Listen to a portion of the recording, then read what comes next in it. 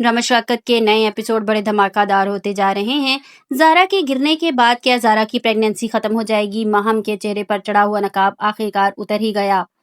अज़रा अब इसकी असलियत को अच्छी तरह जान चुकी है। जब से माहम ने अज़रा के सामने ये राज खोला है कि मैंने ही शफ़क़ को घर से निकलवाया है, तब से अज़रा एक लम्हे के लिए भी इसको बर्दाश्त नहीं कर पाती।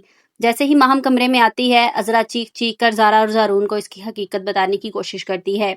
ज़ारा अपनी माँ की हालत देखकर माहम से कहती है कि माहम आप कमरे से निकल जाएं, आपके आते ही मेरी अम्मी की तबीयत खराब हो जाती है। ये सुनकर माहम का गुरूर जख्मी हो जाता है। वो ज़ारा पर बरस पड़ती है, तुम भूल गई हो कि मैं तुम्हारी ननद हूँ और इतनी ऊंची आवाज में क्यों मुझसे बात कर रही हो?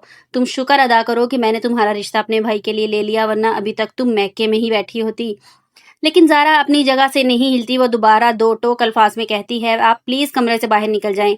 ये बात माहम को अंदर तक जला देती है। वो कमरे से बाहर निकल आती है, लेकिन दिल ही दिल में सोचती है, अब ज़ारा तुम्हें मैं मज़ा चखाऊंगी। कुछ देर के बाद वो ज़ारा के रास्ते में माहम जानबूझकर तेल गिरा देती है। जैसे ही ज़ारा वहां से गुजरती है तो पैर फिसल जाता है और जोर से जमीन पर गिर जाती है। कमरे में खड़ी कोने में खड़ी मंजर देखकर दिल में खुश होती है और कहती है, ये तो शुरुआत है, जो भी मेरे रास्ते में आएगा उसका यही अंजाम होगा। दूसरी तरफ राशिद की बीवी अपनी चाल चल रही है। वो बैंक से पैसे निकलवाने का ड्रामा करती है, लेकिन असल में उसका मकसद ये है कि वो आहिस्ता आहिस्ता राशिद और इसकी माँ के पास जो कुछ है, दौलत है, वो सब कुछ हथिया ले।